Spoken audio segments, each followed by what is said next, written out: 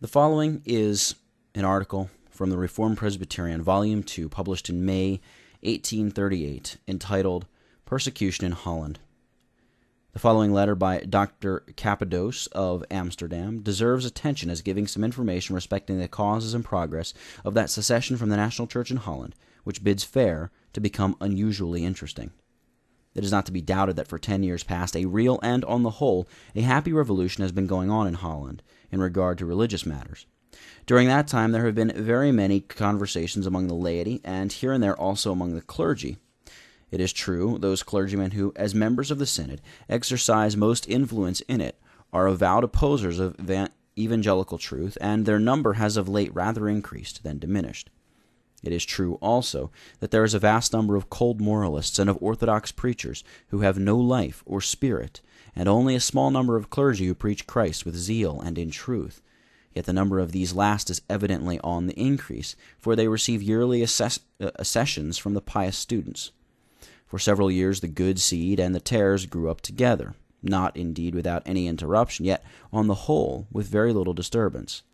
It happened, however, that a young pastor, a man of great zeal, but gifted with a small measure of prudence and judgment, and even love, published a pamphlet in which he attacked the publications of his colleague with great violence.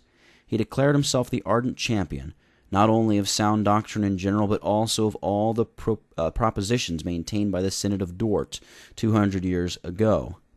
This pamphlet made a great noise among the people, who took the zealous author for a second Luther.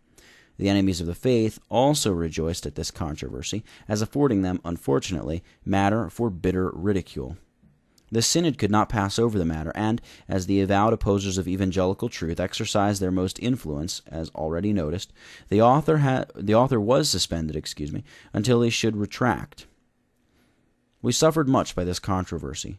I opened my house to this persecuted brother, and protested to him that in whatever related to his zeal and faith, I would share in whatever befell him, but at the same time I ceased not to protest strongly against his manner of acting. I besought him urgently to enter on another path, to conduct the contest in a more becoming manner, and to employ in it only spiritual weapons. But I could not draw him back from the way on which he had entered.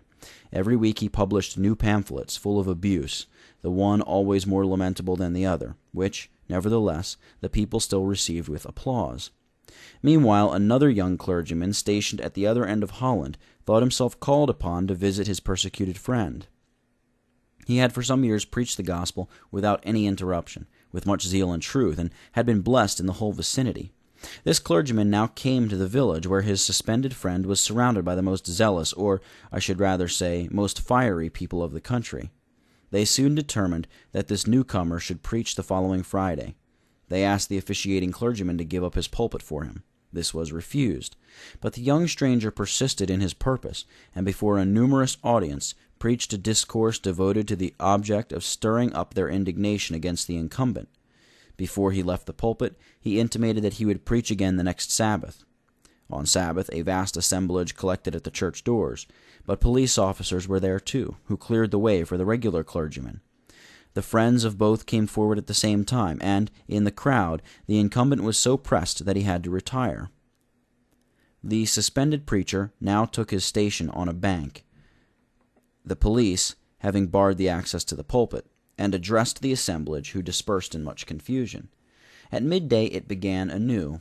The stranger presented himself again at the church, where the people wished to hear him still, but the burgomaster had now caused the doors of the church to be shut, and placed a guard of soldiers there to prevent any violent rushing in. No way disconcerted by this, the clergyman turned to the multitude, and asked them to accompany him to a neighboring field. There he raised himself on a wagon, and before an assembly of more than 2,000 men, preached a discourse full of fervor. Shortly after these events, the first-mentioned clergyman was entirely deposed, and thereupon formally separated himself from the church. His friend, on learning at his own home what had happened, seceded also. Thus we see what is uncommon. Two preachers step out of the church and form a separation, not only with their whole congregations, but even with almost all their members. The persecution which these forthwith experienced on the side of the government, the prohibition against more than 20 persons meeting together at one time, the imprisonment of the preachers, etc., All this made the fire spread quickly through the villages, and in part through the towns also. Some young clergymen who hitherto had been scattering the good seed in their churches in perfect peace, and without any hindrance, were excited against the synod by the decisions that were opposed to the decrees of Dort, and gave occasion for the synod to lay hold on them. They were censured with a sharpness which discovered enmity to the doctrines they held, although that never was alleged as the ground of their persecution. 2 of these men separated themselves from the church, as the other 2 had done, and now there were seen 6 or 7 clergymen, all very young, full of faith and zeal, but poor in experience, and yet more in Christian wisdom, who had placed themselves at the head of a secession.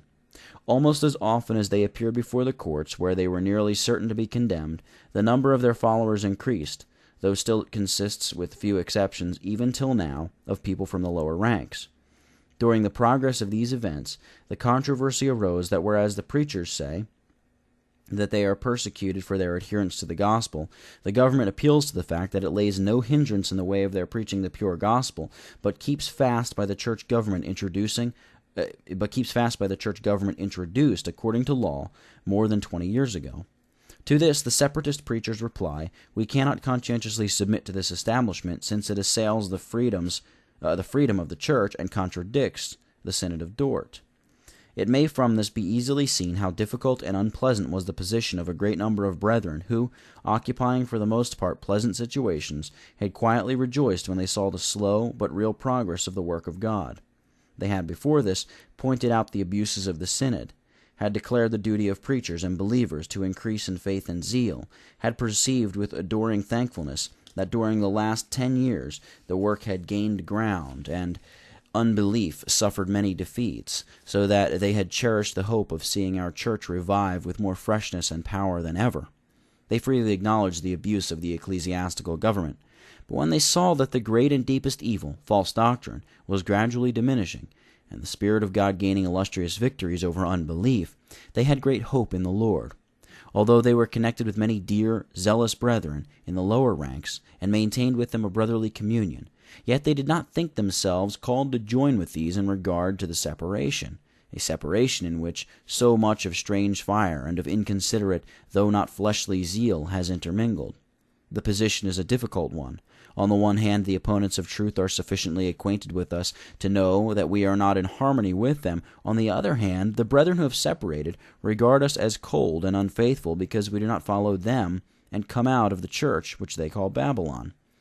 This difficult position led me, about 2 years ago, to show in a paper the inconveniences and even the dangers to which the church, by its present constitution, is necessarily exposed. Since then, we have had the happiness to see many preachers openly protest against the conduct of the synod, and while they remain in the bosom of the church, maintain with earnestness their rights of freedom.